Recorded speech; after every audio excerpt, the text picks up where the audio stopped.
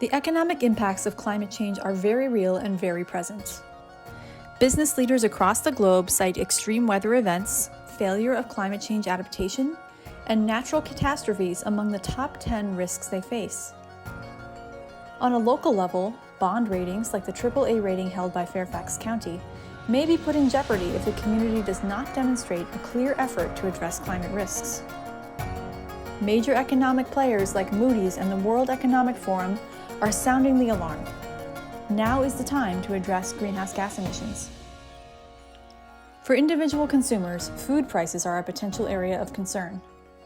Agriculture is the economic sector most affected by changes in temperature and weather patterns. For every degree Celsius our global temperature increases, crop yields will decline by 5 to 15%. Less supply combined with equal or greater demand means higher prices at the grocery store. Just like paying down a credit card balance promptly can help to avoid spiraling debt, reducing our carbon footprint can help prevent an escalating problem that becomes harder and harder to fix the more time goes by. We owe it to ourselves and to future generations of Fairfax County residents to tackle greenhouse gas emissions today. That's why we're developing a community-wide Energy and Climate Action Plan, or CECAP.